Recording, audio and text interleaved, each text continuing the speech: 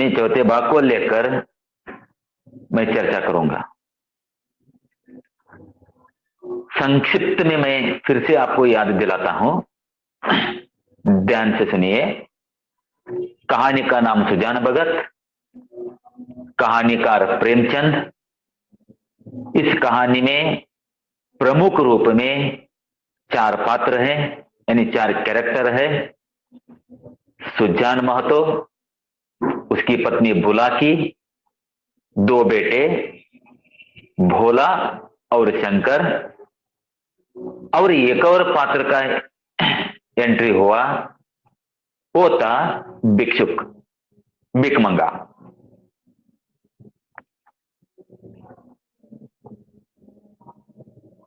तो पहले भाग में आपने देखा सुजान महतो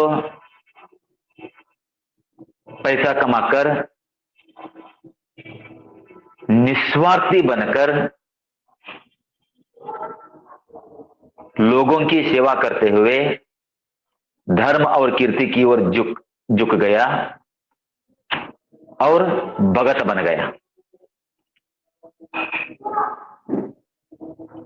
दूसरे भाग में आपने देखा भगतों का विचार कैसा रहता है, कैसा होता है, उनके आचार विचार कैसे होते हैं, और उन्हीं के अनुसार सुजान महतो भी भगत बनकर भक्त की तरह रहने लगा।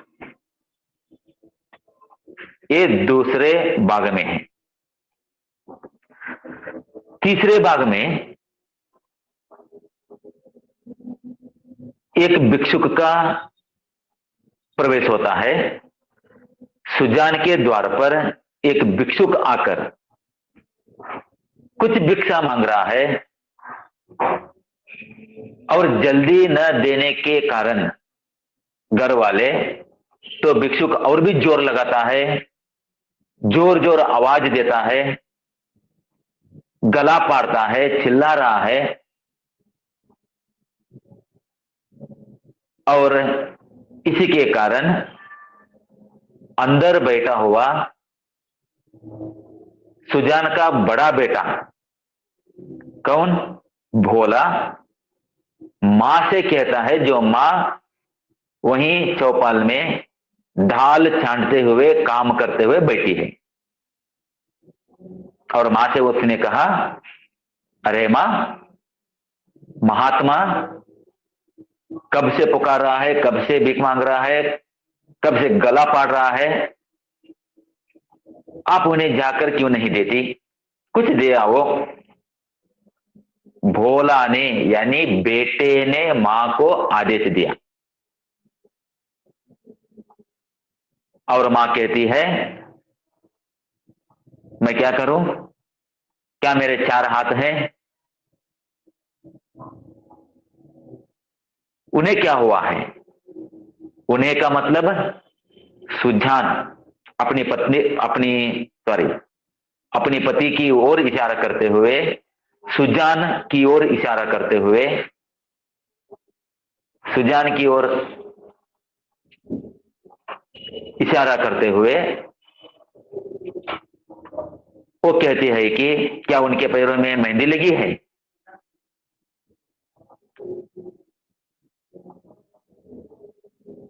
यानी दोनों की तरफ से यहां गलती होती है। तीसरे भाग में आपने देखा दोनों की तरफ से क्या गलती होती है। मां से एक बेटा यूं आदेश नहीं देना चाहिए था, यानी कहने के बजाय वो खुद उठकर आ सकता था, खुद उठकर दे सकता था, लेकिन उसने ऐसा नहीं किया। और मां यानी बुला की अपने बेटे को डांट सकती थी, तुझे क्या हुआ है, तू उठ जा, और तू उसे बिक दे दे, वो कह सकती थी। लेकिन बुलाकी ने भी ऐसा नहीं कहा, उल्टा पति की ओर इशारा करते हुए वो व्यंग्य करती है।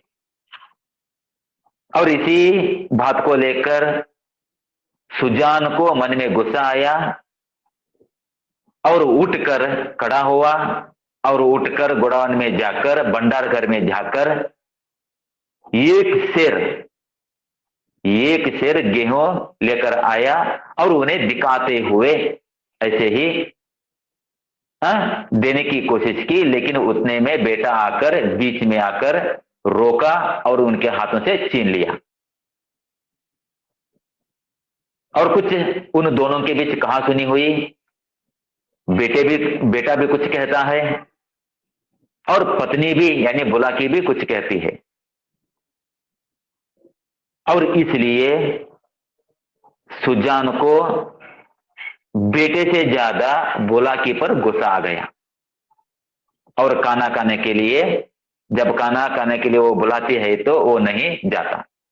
सोचते हुए विचार मग्न होकर एक पेड़ के नीचे बैठ जाता है कि आखिर इस घर में मेरा क्या आदर है, इस घर में मेरा क्या सम्मान है, कि मेरी क्या इज्जत है। ये सोचकर आगे और कुछ वो सोचा, अपने आप को बदलना चाहा। जैसे वो पहले था, जैसे वो काम करता था, मेहनत करता था, वैसे ही उसके मन में आता है कि मैं फिर से मेहनत करूं, मैं फिर से काम करूं, फिर से मैं काम में लग जाऊं और मैं फिर से कमाऊं और फिर से इस घर में मेरा अधिकार जमा लूं और अधिकार वापस ले लूं, क्योंकि मैं इस घर में कुत्ता बनकर नहीं रह सकता, एक पुजारी बनकर नहीं रह सकता। तो उसके मन में एक ख्याल आया, उसने सोचा और उसी तरह करने के लिए जिद पर आके वो तैयार हुआ। यहां तक हुआ है। हाँ, एक मिनट। ये क्या होता है देखिए जरा, पेज नंबर 8, पेज नंबर 8 निकालिए, चौथा भाग मैं पढ़ता चला जाऊंगा, जहां जहां इंपॉर्टेंट है वहां टिक कर लीजिए। ध्यान से सुनिए। चौथे भाग में क्या होता है, कहानी का विकास किस तरह होता है, आखिर सुजान ने यहां आकर क्या किया, क्या करने लगा। तो मैं पढ़ता हूं, देखिए पुस्तक देखिए। सुजान के सामने अब एक नई समस्या खड़ी हो गई। वह बहुत दिनों से घर का स्वामी था और अब भी ऐसा ही समझता रहा। परिस्थिति में कितना उलटफेर हो गया था इसकी उसे खबर न थी। लड़के उसका सेवा सम्मान करते हैं, यह बात उसे भ्रम में डाले हुई थी। लड़के उसके सामने चिलम नहीं पीते, खाट पर नहीं बैठते, क्या यह सब उसके गृह स्वामी होने का प्रमाण था? पर आज उसे यह ज्ञात हुआ कि यह केवल श्रद्धा थी, उसके स्वामित्व का प्रमाण नहीं। अब तक समझ रहा था मैं आज भी इस घर का यजमान हूं, इस घर का मालिक हूं, इस घर का मैं मालिक हूं, इस घर में मेरे ही हाथ में अधिकार है, समझ रहा था। लेकिन अब आकर क्या हुआ, उल्टा हो गया। बोला भी कुछ कहने लगा, बुला की भी कुछ कहने लगी। बुला की और बोला दोनों मिलकर सुजान पर पपथिया कसने लगे। ऐसा वक्त आ गया, घर में ऐसा वक्त बदल गया उसका। जो गांव में सम्मान होता था, गांव के लोग उन्हें आदर भाव से देखते थे, लेकिन अपने घर में इज्जत घट रही थी। वो सोचने लगा, क्या आज भी मैं वैसा ही हूं? मेरे सामने मेरे बेटे आकर इस तरह बैठते होंगे, मेरे सामने बेटे आकर इस तरह बैठेंगे? नहीं बैठते हैं। चिलम नहीं पीते, या इस तरह धड़ाक में नहीं बताते, नहीं बात करते? क्या इतनी हिम्मत बढ़ गई? क्या अभी भी मेरे बेटे मुझसे डरेंगे, डरते हैं? अभी भी मेरी पत्नी बोला कि कुछ नहीं कहती? अभी भी मेरा कहना ये सब मानते हैं? क्या ये मेरा भ्रम है? उसने वह सोचने लगा, क्या मेरा ये भ्रम है? नहीं। लेकिन बेटा बोलने लगा।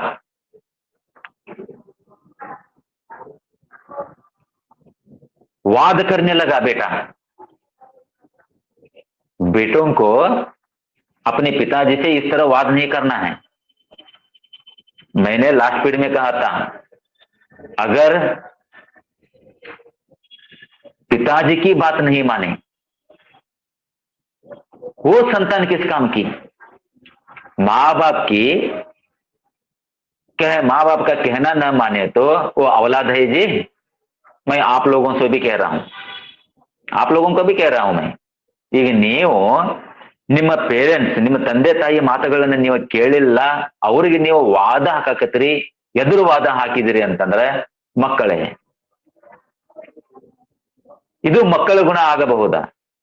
ಮಕ್ಕಳ ಗುಣ ಈ ರೀತಿ ರೀ, ತಾಯಿಗೆ ತಿರುಗಿ ಮಾತಾಡುವುದು, ತಂದೆಗೆ ತಿರುಗಿ ಮಾತಾಡುವುದು, ಅಣ್ಣನಿಗೆ ತಿರುಗಿ ಮಾತಾಡುವುದು, ಅಕ್ಕಳಿಗೆ ತಿರುಗಿ ಮಾತಾಡುವುದು, ಇದು ಸರಿನಾ?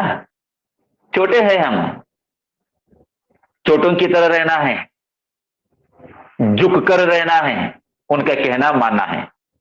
उनका कहना मानना है जी। क्या वो गलत कहेंगे? गलत करने के लिए कहेंगे? क्या कोई माँ बाप गलत करने के लिए कहेंगे? क्या उकसाएंगे? नहीं, वो तो बुद्धिवाद देंगे, ज्ञान देंगे, समझाएंगे, समझाते रहेंगे, तो उसको मानना है। लेकिन उसके बदले में अगर उनसे हम लड़ बैठे तो,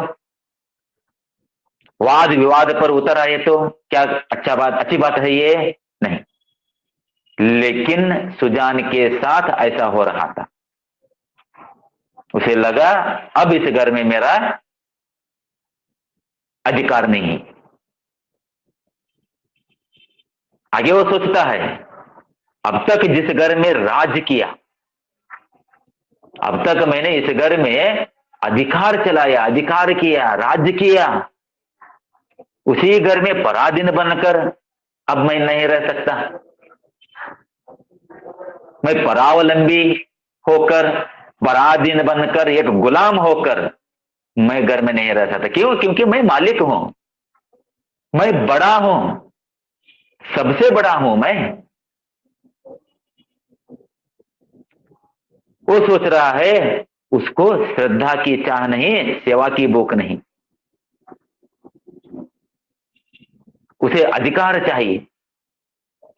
वो अंदर ही अंदर सोच रहा है कि मुझे अधिकार चाहिए, मेरी सेवा करने की जरूरत नहीं, मुझ पर श्रद्धा रखे नहीं, वो भी जरूरत नहीं, लेकिन मेरा कहना तो माने, मेरे हाथ में अधिकार तो हो। वह इस घर पर दूसरों का अधिकार नहीं देख सकता था। मन में, हृदय में कहीं एक कोने में वो भाव भी था, मेरे हाथ में अधिकार हो, मेरे हाथ में सत्ता हो, ಈ ಮನೆಯ ಅಧಿಕಾರ ಎಲ್ಲ ನನ್ನ ಕೈಯಲ್ಲಿರಬೇಕು ಅನ್ನೋ ಭಾವನೆ, ಅನ್ನೋ ಆಸೆ ಹೃದಯದ ಒಂದ ಕೋಣೆಯಲ್ಲಿ ಎತ್ತು। ಅದು मंदिर का पुजारी बनकर वह नहीं रह सकता। मैं पुजारी बनकर नहीं रह सकता, मैं भगवान बनकर ही रहूंगा। मेरी पूजा करे, मेरी सेवा करे, मेरा कहना माने। लेकिन ये लोग है कि मुझ पर व्यंग्य करने लगे, मुझ पर व्यंग्य करते हैं। आगे देखिए, न जाने कितनी रात बाकी थी, वो सोचते हुए वहीं बैठा है। किसके नीचे? पेड़ के नीचे। अभी भी सोच रहा है। शाम हो गई, रात हो चली। सुजान ने उठकर क्या किया? देखो, सुजान उठकर गंडासे से बैलों का चारा काटना शुरू किया। इस उम्र में वो उठा, आखिर उठा, काम करने को तैयार हो गया। हाथ में गंडासा लिया, गंडासा ಅಂದ್ರೆ ಗೊತ್ತ್ರಿ ಕುಡುಗೋಲು, मेव ಕೊಯ್ಯುವುದು ಒಂದು ಕುಡುಗೋಲು ಅಂತ ಹೇಳ್ತೇವೆ ನಮ್ಮ ಭಾಷೆಯಲ್ಲಿ। चारा काटने का एक औजार ऐसा समझो। सुजान ने उठकर गंडासे से बैलों को, किसको, बैलों को चारा काटना, चारा मेव शुरू किया। देखो खाने के लिए तो नहीं गया, रात हो गई है, रात में काम करने के लिए निकल गया और गायों को बैलों को चारा काटना शुरू कर दिया। सारा गांव सोता था पर सुजान खरवी काट रहे थे। खरवी मेव, मेव ಅಂದ್ರೆ ಗೊತ್ತಾಗ್ತಿಲ್ರಿ, ಚೊಗಚಿ ಹುಲ್ಲು,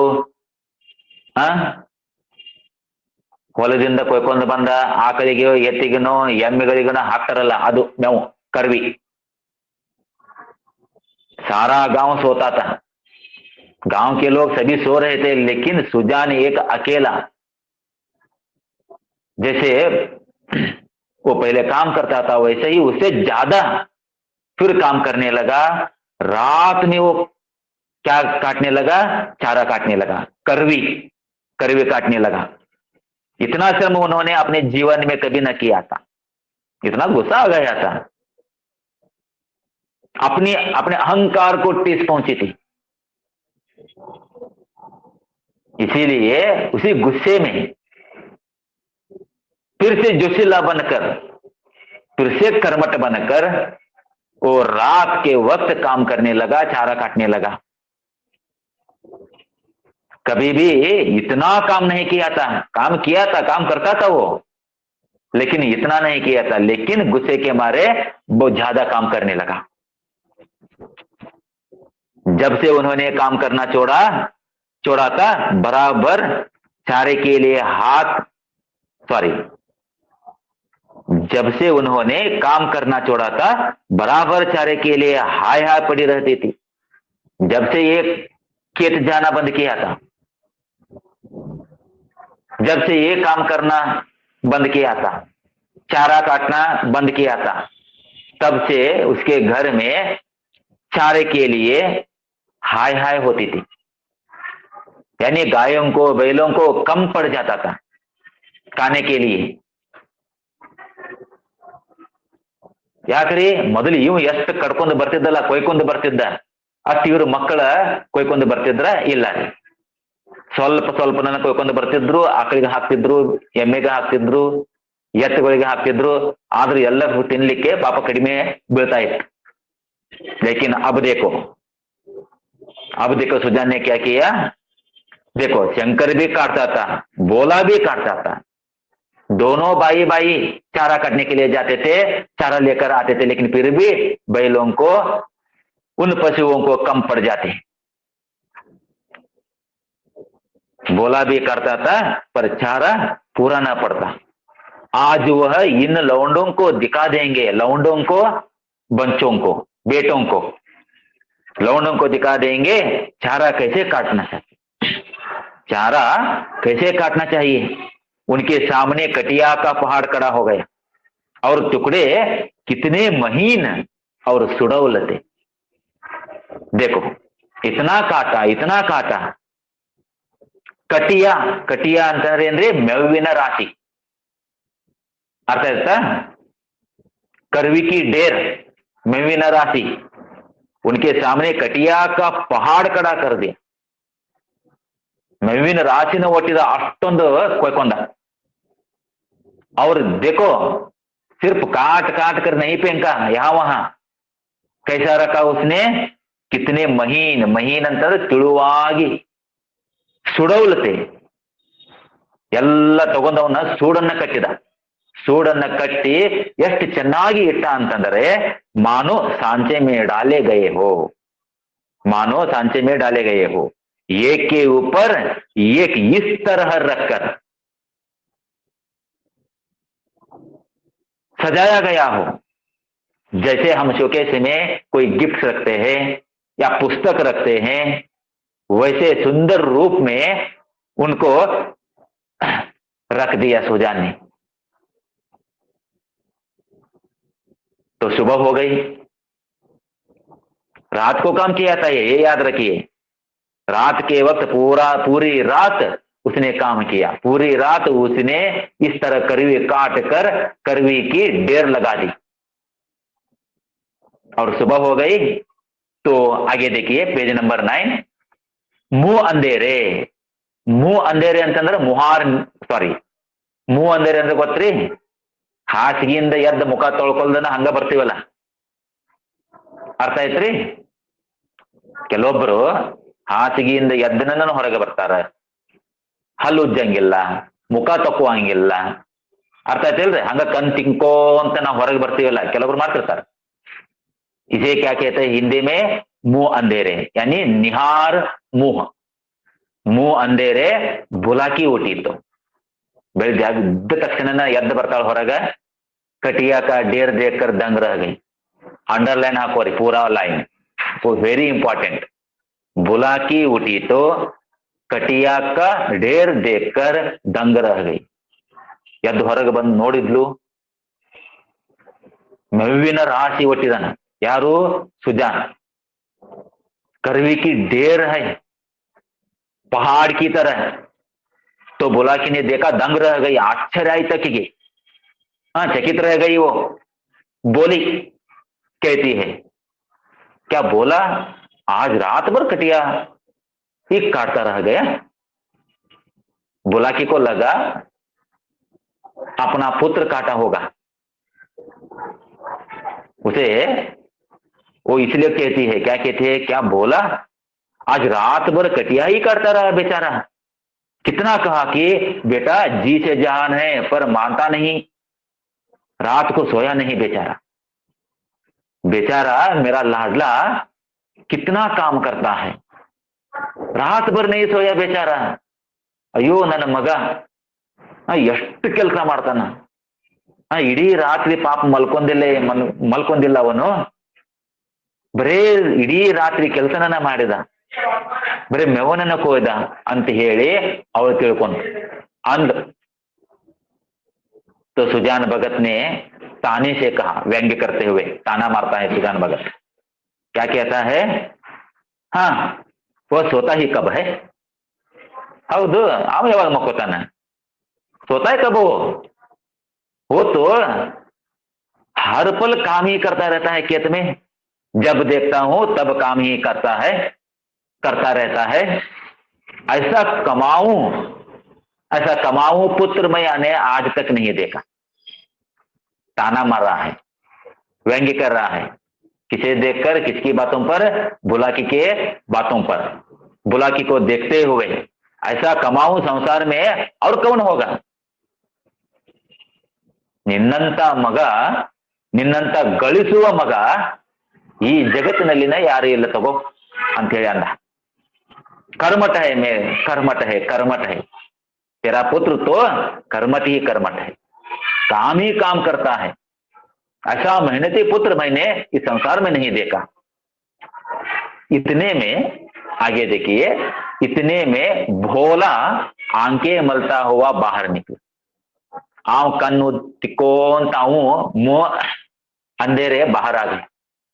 अव हासिಗೆಗಿಂದ ಎದ್ದ कर कन तिक्कोंत ಹೊರಗೆ ಬಂದ। अर्थ आयता? वो भी उठकर आया, आंख मलते हुए। आंख मलना कन तिक्को, अर्थ आयता? उसे भी यह ढेर देकर आश्चर्य हुआ। उसने भी, वह भी आया, बाहर आया, देखा तो वह भी अचंभित रह गया, उसे भी आश्चर्य हुआ। मां से बोला, ताई नोट होता ना, ताई क्या शंकर आज नहीं बड़ी रात को उठा था? अरे मां आज शंकर बड़ी रात को उठा था। ಮಧ್ಯರಾತ್ರಿಯಲ್ಲಿ ಎದ್ದಿದ್ದವನು, ಬಡಿ ರಾತ್ರಿ ಏನಿ ಮಧ್ಯರಾತ್ರಿಯಲ್ಲಿ ಎದ್ದಿದ್ದನ? ಮಧ್ಯರಾತ್ರಿಯಲ್ಲಿ ಎದ್ದು ಇಷ್ಟೊಂದು ಕೆಲಸ ಮಾಡಿದನ? वो कहता है मां से, क्या शंकर आज बड़ी रात को उठा था? बुलाकी कहती है, वह तो पड़ा सो रहा है। अरे वह तो पड़ा सो रहा है, वो क्या उठेगा। मैंने तो समझा तुमने काटी होगी। अरे मैं समझ बैठी ये काम तुम्हारा है, तुमने काटी होगी, ನೀನೇ ಕೊಯ್ದಿರಬೇಕು, ಇಡೀ ರಾತ್ರಿಯಲ್ಲಿ ಎದ್ದು ನೀನು ಕೊಯ್ದಿರ್ಬೇಕಂತ ನಾನ್ ತಿಳ್ಕೊಂಡಿದ್ನಲ್ಲೋ, ಅವನೆಲ್ಲಿ ಇನ್ನೂ ಮಲ್ಕೊಂಡಿದ್ದ ನೋಡು ಅಂತ ಹೇಳಿ ತಾಯಿ ಅಂತ. ಅವಾಗ ಬೋಲಾ ಹೇಳ್ದ, मैं तो अम्मा मैं तो सवेरे उठी नहीं पाता, तुझे मालूम है ना. ಅವಾಗ ನಿನಗೆ ಗೊತ್ತಿದೆ ಇಲ್ಲ ನಾನು ಯಾವಾಗ ಹೇಳ್ತೇನೆ ಮುಂಜಾನೆ ಇಷ್ಟು ಜಲ್ದಿ, ಬೆಳಗ್ಗೆ ನಾನು इतनी जल्दी ಹೇಳ್ತೇನೆ ಇಲ್ಲ. दिन भर चाहे जितना काम कर लो पर रात को मुझसे नहीं हो. ಹಗಲು ಹೊತ್ತಿನಲ್ಲಿ ಎಷ್ಟು ನಾನು ಕೆಲಸ ಮಾಡ್ತೇನೆ ಅಷ್ಟೇ. दिन में जितना काम करता हूँ लेकिन रात को बीच रात उठकर मैं काम करूं, अरे मैं तो सुवक्कड़ हूं, निद्बड़क ನಾನು. मैं सुवक्कड़ हूं, निद्बड़क ನಾನು, ನನಗೆ ಇಲ್ಲಿ ಇಲ್ಲ, ನಾನು ಮಾಡಿಲ್ಲ ಅಂತ. आवाज बोला कि अंतर तो क्या तुम्हारे दादा ने काटी है, तुम्हारे दादा ने काटी है. नोड्री दादा आ साइड अर्थ आयत्री. दादा का मतलब पिताजी, यहाँ दादा का मतलब यहाँ पिता के पिता नहीं, ಅಜ್ಜ ಅಲ್ಲ. ಅರ್ಥ ಆಯ್ತ್ರಿ. ಇದು ನಮ್ಮ ಕರ್ನಾಟಕದಲ್ಲಿ ಕೆಲವೊಂದು ವರ್ಡ್ಗಳು ಹಿಂದಿ ವರ್ಡ್ಗಳು ಬೇರೆ ಇದಾವ್ರಿ. ಅರ್ಥ ಆಯ್ತು. ಈಗ ತಿಳ್ಕೋರಿ, ಒಂದು ಉದಾಹರಣೆ ಹೇಳ್ತೇನೆ. रामू की बहू सुनाई दे रही है. रामू की बहू, बहू का मतलब क्या है नಮ್ಮಲ್ಲಿ ಸೊಸೆ. ಅರ್ಥ ಆಯ್ತಾ. ಸೊಸೆ ಅಂತ ಹೇಳ್ತೀವಿ ನಾವು, ಬಹುರಾनी ಅಂತ ಹೇಳ್ತೀವಿ. लेकिन रामू की बहू वहां यानी उत्तर साइड में, ಉತ್ತರ ಪ್ರದೇಶ ಆ ಕಡೆಲ್ಲ ಬಿಹಾರ ಆ ಕಡೆ ಎಲ್ಲ ನೀವು ಹೋದ್ರಿ ಅಂತಂದ್ರೆ, ಇಲ್ಲೇ ಮುಂಬೈ ಈ ಕಡೆ ಎಲ್ಲ ಮಹಾರಾಷ್ಟ್ರಕ್ಕೆ ಹೋದ್ರಿ ಅಂತಂದ್ರೆ ರಾಮು ಕಿ ಬಹು, ಬಹು ಕಾ ಮತ್ಲಬ್ ಪತ್ನಿ, ರಾಮು ಕಿ ಪತ್ನಿ. ಅರ್ಥ ಆಗತೈತ್ರಿ. ರಾಮು ಕಿ ಪತ್ನಿ ಅಂತ ಹೇಳ್ತಾರೆ. ಆದ್ರೆ ನಾವು ಇಲ್ಲಿ ಉಲ್ಟಾ ಅರ್ಥ ಮಾಡ್ಕೊಂತೀವಿ. ಅದೇ ರೀತಿ इसी तरह दादा का मतलब यहाँ दादा नहीं पिताजी है. तो बुलाकी ने कहा क्या तुम्हारे दादा ने काटी है. बोला कहता है हाँ मालूम तो होता है रात भर सोए नहीं. ಹೌದು ಹೌದು ಅವ್ವ, ನನಗೆ ಗೊತ್ತು, ಇಡೀ ರಾತ್ರಿ ಅವರು ಮಲ್ಕೊಂಡನೇ ಇಲ್ಲ, ರಾತ್ ಭर सोए नहीं. मुझसे कल बड़ी भूल हुई, अंडरलाइन हाकोरी. मुझसे कल बड़ी भूल हुई. वाक्य शुद्ध कीजिए. ನಿಮಗೂ ವಾಕ್ಯ ಹೆಂಗ್ ಬೀಳ್ಬೋದು ಎಕ್ಸಾಮ್ ಒಳಗ, मुझसे कल बड़ा भूल हुआ ಅಂತ ಬೀಳ್ತೈತಿ. उसको शुद्ध करना है. भूल स्त्रीलिंग शब्द है तो वाक्य किस तरह बन जाता है, मुझसे कल बड़ी भूल हुई, हुआ अल्ला हुई. अर्थ आयता. अंडरलाइन आपको. अरे वह तो हल लेकर जा रहे हैं, जाने नोट जान देने पर उतारू हो गए हैं क्या. फिर से देखा, देखो अभी अभी सुबह हो गए, अभी अभी सुबह हुई है, फिर देखो पिताजी हल लेकर चले जा रहे हैं. हल नेगिला. अर्थ आयता. हल लेकर चले जा रहे हैं, जान देने के लिए उतारू है क्या. इतना काम करके क्या साबित करने वाले है ये. तो बुलाकी कहती है क्रोधी तो सदा के हैं, गुस्सा तो जल्दी आता है, हाँ क्रोधी तो है ही. अब किसी की सुनेंगे थोड़े ही. ನಾನ್ ಹೇಳಿದ್ರೆ ಕೇಳ್ತಾರೋ, ನೀನ್ ಹೇಳಿದ್ರೆ ಕೇಳ್ತಾರೋ, ಯಾರು ಹೇಳಿದ್ರೆ ಕೇಳ್ತಾರ, ಯಾರು ಹೇಳಿದ್ರೆ ಕೇಳಲ್ಲ. बोला बोला कहता है शंकर को जगा दो, मैं भी जल्दी से मुंह हाथ धोकर हल ले जाऊं. ಹೇಳ್ದ ಶಂಕರನ್ನ ಹೇಳಿ, ಶಂಕರನ ಎಬಸು, ಶಂಕರನ ಜೊತೆ ನಾನು ಹೊಲಕ್ಕೆ ಹೋಗ್ತೇನೆ ಅಂತಂದ. जब और किसानों के साथ बोला और लेकर बोला हल लेकर खेत में पहुंचा. देखिए जब किसानों के साथ भोला हल लेकर खेत में पहुंचा तो सुजान आधा खेत जोत चुके थे। ಇನ್ನೂ ಹೋಗಿರ್ಲಿಲ್ಲ ಮಗ, ಅರ್ಥ ಆಯ್ತಾ? ಮಗ ಮಗ ಇದ್ದವ ಯಾವಾಗ ನೇಗಿಲನ್ನ ತಗೊಂಡ ಹೋದಲ್ಲ, ಹೋಗುವಷ್ಟರಲ್ಲಿ ಅಪ್ಪ ಏನ್ ಮಾಡಿದ್ದ, ಈ ಅರ್ಧ ಹೊಲ ಹೂಡಿಬಿಟ್ಟಿದ್ದ. ಅರ್ಥ ಆಯ್ತಾ? ಜೋತನ ನೇಗಿಲ ಹೊಡೆಯುವುದು, ರೆಂಟೆ ಹೂಡಿ ಬಿಟ್ಟಿದ್ದವ, ಆಗ್ಲೇ ಅರ್ಧ ಕೆಲಸ ಮಾಡಿಬಿಟ್ಟಿದ್ದ. उसके आने से पहले ही आधा खेत उन्होंने यानी किसने, सुजा ने जोत लिया था। भोला ने चुपके से काम शुरू किया। नाचिकी बनतो, शर्म आ गई किसको देखकर, सुजान के काम को देखकर अपने आप को शर्म महसूस हुई, शर्म आने लगी तो चुपके से वहां गया और काम करना शुरू किया। सुजान से कुछ बोलने की उसकी हिम्मत न पड़ी। ಅಪ್ಪನ ಜೊತೆ ಯಾವ ರೀತಿ ಮಾತಾಡಬೇಕು, ಏನ್ ಮಾತಾಡಬೇಕು ಅಂತ ಹೇಳಿ ಧೈರ್ಯ ಆಗಲಿಲ್ಲ, ಹಿಮ್ಮತ್ ನ ಪಡಿ. दोपहर हुआ, मध्याह्न आयತು. सभी किसानों ने हल छोड़ दिए पर सुजान भगत अपने काम में मग्न है. ಆಜು ಬಾಜು ಹೊಲದಲ್ಲಿ ಇದ್ದವರು ರೈತರು ಎಲ್ಲರೂ ಮಧ್ಯಾಹ್ನ ಆದ ನಂತರ ಒಂದು ಊಟ ಮಾಡಬೇಕು, ರೆಸ್ಟ್ ತಗೋಬೇಕು ಅಂತ ಹೇಳಿ ತಮ್ಮ ನೇಗಲನ್ನ ತಳಗಿಳಿಸಿದ್ರು, ಕೆಲಸ ಮಾಡೋದನ್ನೇ ಬಿಟ್ರು. अर्थ आयता? लेकिन सुजान भगत उसने ऐसा नहीं किया. ಭೋಲಾ ತಕ್ಕ ಗಯ, ಬೆಳಗ್ಗೆಯಿಂದ ಮಧ್ಯಾಹ್ನ ತನಕ ಕೆಲಸ ಮಾಡಿ ಮಗ ಯಾರು ಭೋಲಾ, ಅವನಿಗೆ ಆಯಾಸ ಆಯಿತು. वो तक गया, उसकी बार बार इच्छा होती है कि बैलों को खोल दे, मगर डर के मारे कुछ कह नहीं सकता. मन हो रहा था बैलों को खोल दे, ಇನ್ನು ಎತ್ತಗಳನ್ನ, ಇನ್ನು ಪಾಪ ಎತ್ತಗಳನ್ನ ಬಿಚ್ಚಿ ತಾನು ರೆಸ್ಟ್ ತಗೋಬೇಕು ಅಂತೇಳಿ ಮನಸ್ಸಿನಾಗ ಬಂತು. ಯಾಕಂತಂದ್ರೆ ಆಯಾಸ ಆಗಿತ್ತು, ತಕ್ಕ ಗಯಾ था वो, लेकिन कह नहीं सकता था, इतनी हिम्मत नहीं थी. क्यों? ऐसे काम को देखकर, पिताजी जो खुद काम कर रहे हैं वो काम को देखकर इतनी हिम्मत नहीं हुई कि कुछ पिता से कह दूं, पिता के अनुमति मांग लूं. सबको नोड्री, सबको आश्चर्य हो रहा है कि दादा कैसे इतनी मेहनत कर रहे हैं. ಎಲ್ಲರಿಗೂ ಒಂಥರ ಆಶ್ಚರ್ಯ, ಎಷ್ಟು ಕೆಲಸ ಮಾಡ್ತಿದ್ದಾನಪ್ಪ, ಎಷ್ಟು ಕೆಲಸ ಮಾಡ್ತಿದ್ದಾನ, ಯಾಕೆ ಮಾಡ್ತಿದ್ದಾನ ಅನ್ನೋದು ಗೊತ್ತಿಲ್ಲ. क्योंकि उनके घर में क्या हुआ था तो उसे ये मालूम है ना. तो सभी को आश्चर्य हुआ.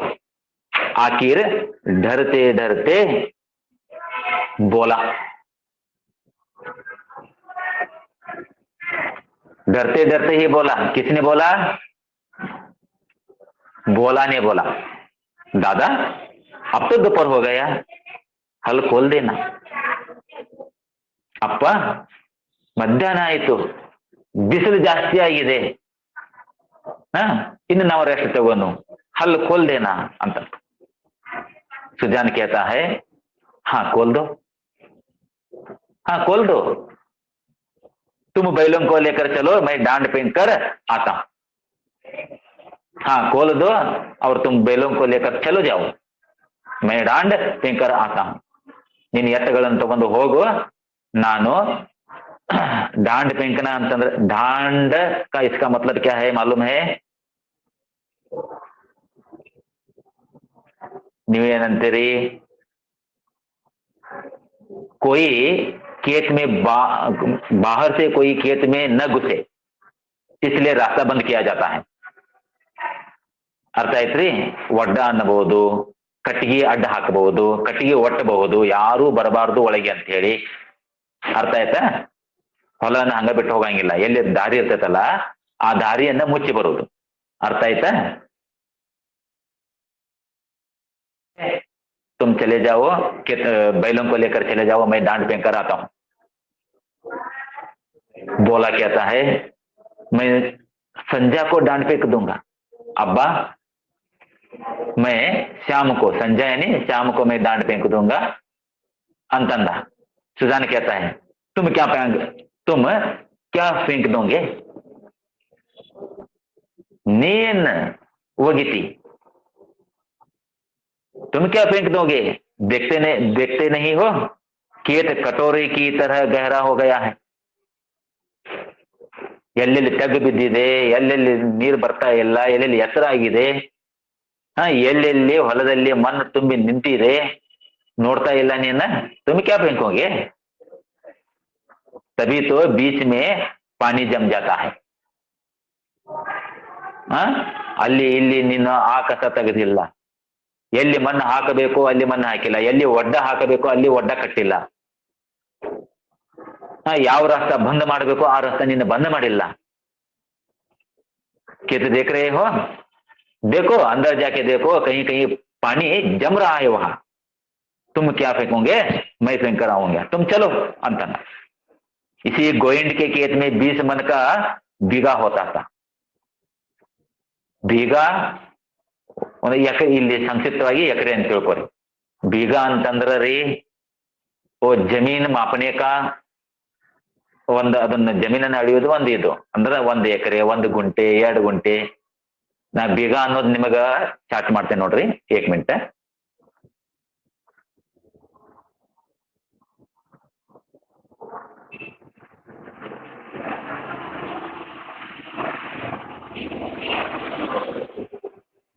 देखो मैंने दे दिया है बीघे का मतलब क्या है। तो कह रहा है, सुजान कह रहा था गोइंड के खेत में 20 मन का बीघा होता था। 1 मन का मतलब मैंने समझा दिया है, 1 मन का कितना होता है मैंने समझा दिया ना। तो यहाँ क्या है 20 मन का बीघा था। तुम लोगों ने इसका सत्यानाश कर दिया पेज वाले से, लेकिन तुमने इस तरह आलसी बनकर काम करके तुमने इसका सत्यानाश कर दिया। आगे देखिए, बैल खोल दिए गए, ಕೊನೆಗೆ ನಾನು ಎತ್ತುಗಳಿಗೆ ರೆಸ್ಟ್ ಕೊಟ್ಟ।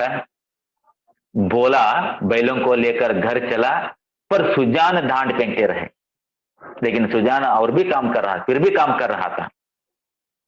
आधा घंटे के बाद डांट फेंकर वह घर आई। ಒಂದು ಅರ್ಧ ಗಂಟೆ ಆದ ಬಳಿಕ ಏನು ಕೆಲಸ ಮಾಡಿ ಬರ್ಬೇಕಾಗಿತ್ತು ಆ ಕೆಲಸ ಮಾಡಿ ಮನೆಗೆ ಬಂದ। कौन? सुजान। मगर थकान का नाम न था, आदरे आयास ಅನ್ನೋದು ಅವನಿಗೆ ಆಗಿರಲಿಲ್ಲ। वो नहीं थका था। घर आया, घर आकर मैं रेस्ट करूं सो जाऊं, नहीं सोचा ऐसा। वो थका ही नहीं। नहा का कर आराम करने के बदले उन्होंने बैलों को सहलाना शुरू किया, क्योंकि बैल थक गए थे बेचारे। तो रेस्ट करने के बजाय बैलों को प्यार करने लगा, सहलाने लगा। ಅರ್ಥ ಆಯ್ತ್ರಿ? ಎತ್ತುಗಳಿಗೆ ರೆಸ್ಟ್ ಕೊಡ್ಬೇಕಾಗಿತ್ತಲ್ಲ, ಪಾಪ ಎತ್ತುಗಳಿಗೆ ಆಯಾಸ ಆಗಿದ್ದು, ತನಗೂ ಆಯಾಸ ಆಗಿತ್ತು, ಆದ್ರೆ ಅವಾಗ ಆಯಾಸ ಅನಿಸ್ಲಿಲ್ಲ, ಎತ್ತುಗಳನ್ನ ಪ್ರೀತಿ ಮಾಡ್ತಾ ಇದ್ದ। ಅರ್ಥ ಆಯ್ತಾ? बैलों को सहलाने लगा, उनकी पीठ पर हाथ फेरा, उनके पैर मले, पूंछ सहलाए। ಆ ಎತ್ತುಗಳ ಬೆನ್ನ ಮೇಲೆ ಕೈ ಆಡಿಸಿದ, ಅಷ್ಟು ಪ್ರೀತಿ ತೋರ್ಸಾಕತ್ತಾನ ಇಲ್ಲಿ। ಉನಕೆ ಫೈರ್ ಮಲೆ, ಮನುಷ್ಯರ ಕಾಲು ಹೇಗೆ ಒತ್ತಾರಲ್ಲ ಆ ರೀತಿ ಕಾಲನ್ನು ಒತ್ತಿದ। ಪಾಪ ನನ್ನ ಎತ್ತುಗಳು ಇಷ್ಟೊಂದು ದುಡಿದಿವೆ, ಅವಕ್ಕೆ ಇಷ್ಟೊಂದು ಆಯಾಸ ಆಗೊಂಡಿವೆ ಅಂತ ಹೇಳಿ उन्हें सहलाने लगा। बैलों की पूंछ कड़ी थी, सुजान की गोद में सिर रखे उन्हें अकथनीय सुख मिल रहा था। अंडरलाइन हाकोरी। सुजान की गोद में सिर रखे उन्हें यानी बैलों को, ಆ ಎತ್ತುಗಳನ್ನ ತನ್ನ ಮಡಿಲಲ್ಲಿ ಇಟ್ಟುಕೊಂಡು ಈ ರೀತಿ ಪ್ರೀತಿ ಮಾಡಕತ್ತಾನ। ಪಾಪ ಪ್ರೀತಿಯನ್ನು ಕೊಡ್ತಿದ್ದಾನ। ಅವನು ಕೊಟ್ಟಂತ ಪ್ರೀತಿಯಿಂದ ಆ ಎತ್ತುಗಳಿಗೆ ಎಷ್ಟು ಖುಷಿ ಸಿಗ್ತಾ ಇತ್ತು। कितनी खुशी मिल रही थी, आराम मिल रहा था, सुकून मिल रहा था। किनको? बैलों को, क्योंकि अपना बहुत दिनों के बाद मालिक ने सहला रहा था उन्हें। सुजान की गोद में सिर रखे उन्हें अकथनीय सुख मिल रहा था। बहुत दिनों के बाद आज उन्हें यह आनंद प्राप्त हुआ था। उनकी आंखों में कृतज्ञता भरी हुई थी, मानो वे कह रहे थे हम तुम्हारे साथ रात दिन काम करने को तैयार हैं। शायद बैल ऐसा कह रहे थे, मानो मत सोचिए हम आपके साथ हैं, हम आपके साथ रात दिन हम काम करने के लिए तैयार हैं, आप काम कीजिए. ಬಹುಶಃ ಎತ್ತುಗಳು ಈ ರೀತಿ ಅಂತಿದ್ವು ಏನೋ ಅಂತ ಹೇಳಿ ಅನಿಸ್ತಾ ಇತ್ತು. ಅಷ್ಟೊಂದು ಅವಕ್ಕೆ ಆನಂದ ಸಿಗ್ತಾ ಇತ್ತು. अन्य कृषकों की भांति बोला अभी कमर सीधी कर रहा था कि सुजान ने फिर हल उठाया और खेत की ओर चले. ಇನ್ನು ಕೆಲವೊಬ್ಬರು ಇನ್ನೊಬ್ಬರು ರೈತರ ತರ ಬೋಲಾ ಇನ್ನು ಎದ್ದ ಮೈ ಮುರಿದು इन ಕೆಲಸಕ್ಕೆ ಹೋಗಕ್ಕೆ ರೆಡಿ ಆಗ್ತಾ ಇದ್ದ. काम करने के लिए, काम करने को जाने के लिए वो तैयार हो रहा था. लेकिन उतने में देखो, इतने में क्या हुआ, सुजान ने फिर हल उठाया और खेत की ओर चले. मत ನೇಗಲನ ಹೆಗಲ ಮೇಲೆ ಹಾಕೊಂಡ मत ಹೊಲದ ಕಡೆ ನಡೆದ. ಯಾರು, ಅಪ್ಪ. दोनों बैल उमंग से भरे दौड़े चले जाते थे. उसके पीछे पीछे सुजान के साथ साथ बड़ी उमंग से, बड़े प्यार से वो बैल चले जा रहे थे. मानो उन्हें स्वयं खेत में पहुंचने की जल्दी थी. बोला ने मड़ैया में लेटे लेटे पिता को हल लिए मतलब होते नोड्री. बोला ने मड़ैया में लेटे लेटे पिता को हल लिए जाते देखा पर उठ न सका. ಅಲ್ಲೇ ಗುಡಿಸಿನಲ್ಲಿ ಮಲ್ಕೊಂದನ ಬೋಲ ಇದ್ದವ ನೋಡಿದ. ನೇಗಿಲನ್ನ ತಗೊಂಡ ಅಪ್ಪ ಹೊಂಟಿದ್ದಲ್ಲ, ಆ ತಗೊಂಡು ಹೋಗುವುದನ್ನ ನೋಡಿದ, ಕೆಲಸಕ್ಕೆ ಹೋಗುವುದನ್ನ ನೋಡಿದ. हल लिए जाते वहीं पड़े पड़े सोए सोए बोला ने देखा किसको, पिताजी को. लेकिन वो खुद नहीं उठ सका. ಅವನು ನಿನ್ನೆನಷ್ಟು ಕೆಲಸ ಮಾಡಿ ಏನಾಗಿತ್ತು, वो तक गया था, उसकी हिम्मत छूट गई. उसने कभी इतना परिश्रम न किया था. उसे बनी बनाई गिरस्ती मिल गई थी. गृहस्थी घर बनी बनाई मिल गई है ना. ಏನು ಮನೆ ಕಟ್ಟೋದು ಚಿಂತೆ ಇತ್ತನೋ, ಹೊಲ ಮಾಡೋ ಚಿಂತನೆ ಇತ್ತನೋ, ದುಡಿಯೋ ಚಿಂತನೆ ಇತ್ತು, ಎಲ್ಲಾ ಮನೆ ಮಾಡಿದ್ದು ಆಯ್ತು, ಹೊಲ ಮಾಡಿದ್ದನು ಆಯ್ತು, ಗಳಿಸಿದ್ದನು ಆಯ್ತು. ಯಾರು ಮಾಡಿದ್ರು, ಅಪ್ಪ ಮಾಡಿದ್ದ. ಮೊದಲೆಲ್ಲ ಮಾಡಿ ರೆಡಿ ಮಾಡಿದ್ದ. ಇವ್ರು ದೊಡ್ಡವರಾಗಿದ್ದ ಅಷ್ಟೇ ಮಕ್ಕಳು. अर्थ आयत्री. क्या बच्चे ने कमाया है? तो आप भी सोचिए, मैं आपको भी कह रहा हूं. आप जो जिस घर में हैं, आप जिस घर में आप जी रहे हैं माता पिताओं के साथ, क्या आपने बनाया है? माता पिता ने बनाया है ना. कष्ट उठाकर, कष्ट झेलकर, कितने मेहनत से, ಪರಿಶ್ರಮ से ಅವರು ಮಾಡಿದ್ರ ಮನಿ, ಅವರು ಗಳಿಸಿದ್ದ ದುಡ್ಡು, ಅವರ ನೆರಳಲ್ಲಿ ನಾವು ಅದೀವಿ. ನೀವು ತಿಳ್ಕೋಬೇಕದನ್ನ. आपको समझना है. इसीलिए मेरी ओर से आपके लिए एक बुद्धिवाद है, कभी भी पिता से माता से ವಾದ ಮತ ಕರೋ. ಯಾವಾಗಲೂ ರೀ ತಂದೆ ತಾಯಿಗೆ ವಾದ ಹಾಕಬಾರದು. ಅರ್ಥ ಆಯ್ತಾ? ಎದುರು ಉತ್ತರ ಎಂದು ಕೊಡಬಾರದು. उल्टा जवाब नहीं देना है. भगवान के समान है ये. हाँ, इसके बारे में फिर एक बार मैं समझाऊंगा आपको. अब आगे क्या हुआ देखिए. उसे ज्यों त्यों चल रहा था. इन दामों वह घर का स्वामी बनने का इच्छुक न था. जवान आदमी को 20 धंधे होते हैं. हंसने बोलने के लिए, गाने बजाने के लिए भी तो उसे कुछ समय चाहिए. पड़ोस के गांव में दंगल हो रहा है. जवान आदमी कैसे अपने को वहां जाने से रोकेगा? किसी गांव में बारात आई है, नाच गाना हो रहा है. जवान आदमी क्यों उसके आनंद से वंचित रह सकता है? वृद्ध जनों के लिए ये बाधा ही नहीं. उन्हें न नाच गाने से मतलब, न खेल तमाशे से गरज. केवल अपने काम से काम है. बुजुर्ग जन है जी, पिता है, पिता को काम करना पड़ता है बेचारे. आप सभी पिता को देखिए कितने काम करते हैं. अरे घर में दंगल हो रहा है, घर में ऑर्केस्ट्रा आया है, हाँ, घर में सर्कस आया है, घर में मेला लग गया है, तो सभी काम धंधा छोड़कर वहां चले जाते हैं. पिताजी नहीं, माता पिता ऐसा सोचते हैं कि, लेकिन बेटे लोग यानी आप लोग ऐसा सोचते हैं. मेला लग गया, ಜಾತ್ರೆ ಬಂತು ಓಡ್ರಿ, ಸರ್ಕಸ್ ಬಂತು ಓಡ್ರಿ, ಹೊಸ ಫಿಲ್ಮ್ ಆಯ್ತು ಓಡ್ರಿ. ಯಾಕ್ರಿ? ಕೆಲಸ ಮಾಡುದು ಇನ್ನೂ ಜವಾಬ್ದಾರಿ ನಮಗೆ ಬಿದ್ದಿಲ್ಲ, ಅಂದ್ರೆ ನಿಮಗೆ ಬಿದ್ದಿಲ್ಲ. लेकिन आपके लिए, आपके खातिर कौन इतना परिश्रम कर रहा है जी? आपके पिताजी, आपकी मां. ये याद रखिए, हमेशा याद रखिए, और बड़े होने के बाद ये मत भूलिए कृपया. अर्थ आयतु? तो सुजान, सुजान को इनसे मतलब नहीं था, तो सुजान काम करने के लिए फिर से तैयार हो गया, फिर से चल गया. फिर से चला, वो खेत की ओर निकला. बुलाकी ने कहा, बोला तुम्हारे दादा हल लेकर गए. ए मगने, ನೋಡು ನಿಮ್ಮಪ್ಪ ಮತ್ತೆ ನೇಗಿಲ ತಗೊಂಡು ಹೊಲಕ್ಕೆ ಹೋದ, ನೀನು ಹೋಗು, ಅವ್ರ ಜೊತೆ ಹೋಗು, ಅವ್ರ ಹಿಂದಿನದಾದ್ರೂ ಹೋಗು ಅಂತ. ಬೋಲಾ ಕೇಳ್ತಾ, ಜಾನೆ ದೋ ಅಮ್ಮ, ಮುಸೆ ಏನೇ ಹೋ ಸಕ್ತಾ. ಅಯ್ಯೋ ನನಗಾಗಲ್ಲಪ್ಪ, ಹೋಗ್ಲಿ ಅವನು, ಹೋಗ್ಲಿ ಹೋಗ್ಲಿ ನನಗಾಗಲ್ಲ ನೋಡು ಅಂತ. इस तरह यहां बोला नहीं जाता पिता के संग, लेकिन सुजान रात दिन इतना मेहनत कर रहा है, रात दिन इतना परिश्रम कर रहा है, खून पसीना एक कर रहा है.